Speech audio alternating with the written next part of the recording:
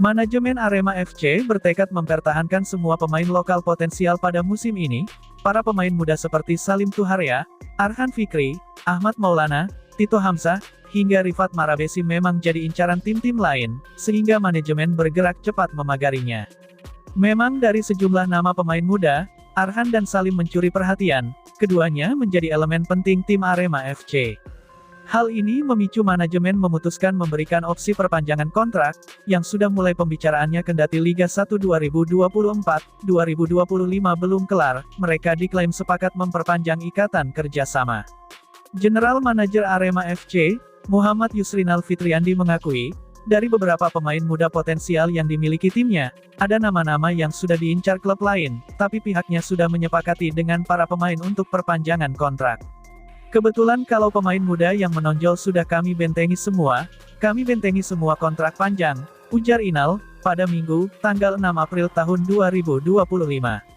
Beberapa pemain muda itu diberikan kontrak panjang 2 tahun, yang saat ini memang masih dinegosiasikan, tapi secara lisan mereka sudah menyepakatinya, makanya, ia pribadi optimis para pemain muda yang potensial bisa bertahan di Liga 1 musim depan.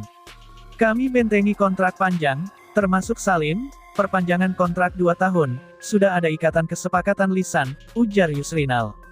Tapi siapa-siapa yang sudah diperpanjang kontraknya, Inal menjelaskan nanti akan diumumkan lebih lanjut oleh manajemen, sebab fokus tim saat ini masih menyelesaikan pertandingan sisa Liga 1 2024-2025, sambil melihat lagi performa pemain muda yang dimiliki Arema FC. Selain pemain muda yang dipertahankan, manajemen sudah memiliki perhitungan dengan mempertahankan seluruh komposisi pemain lokal. Upaya ini untuk membangun pondasi dasar skuad Singoedan untuk musim depan. Keinginannya pemain lokal bertahan semuanya, kecuali pemain asing. Di laga terakhir ini kami sambil coba pemain-pemain muda, mana yang harus bertahan dan mana yang harus dicoret, tapi evaluasi sudah mulai dari sebulan yang lalu, pungkasnya. Sementara itu, pemerintah Kabupaten Malang sudah menentukan harga tarif sewa Stadion Kanjuruhan Malang, yang telah selesai dibangun dan diresmikan. Klub Arema FC yang dipastikan kembali berkandang di Stadion Kanjuruhan, mulai sepakat dengan nilai harga sewa. Saat ini, masa pemeliharaan pasca pembangunan sepenuhnya, masih ditanggung oleh Kementerian PUPR hingga tanggal 15 Desember tahun 2025.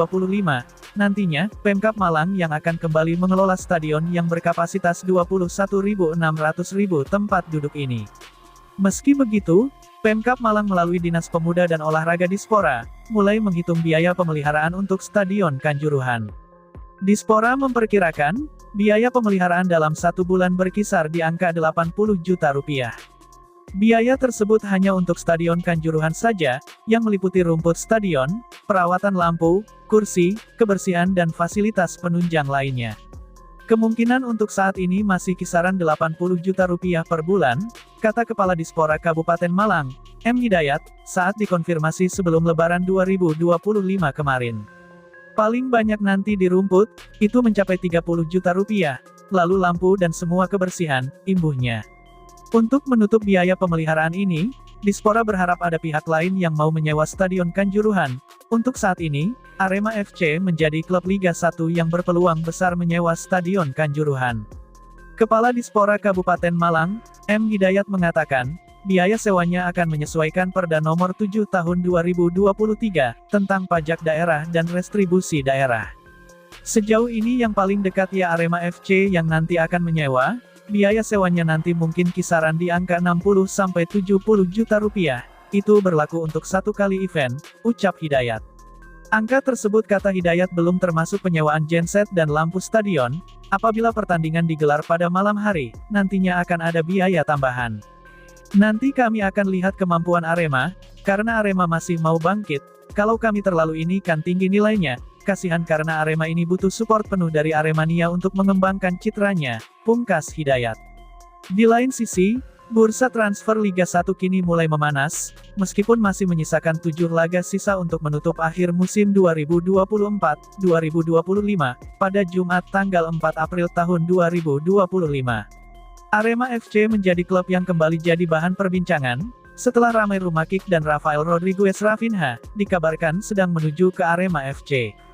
Kabar Ramai Rumakik yang diminati oleh Arema FC telah berembus sejak musim lalu, namun, Pemain Persipura Jayapura itu hingga sampai saat ini, tak kunjung juga merapat ke tim berjuluk Singo Edan ini.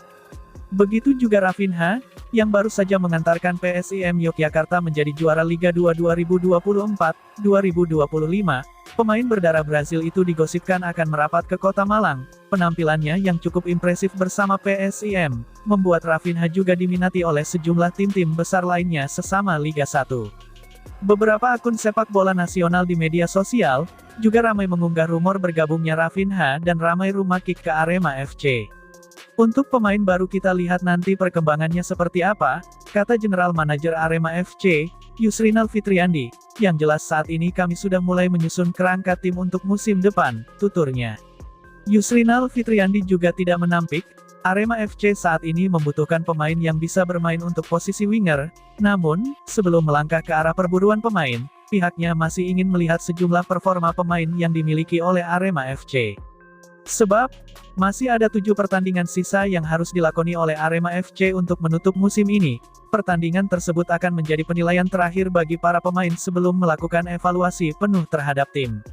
Tentu saja sebagai besar pemain bertahan, kecuali pemain asing, nanti dalam 7 laga terakhir ini kami akan melihat pemain, siapa saja yang akan diperpanjang dan yang tidak, ungkapnya.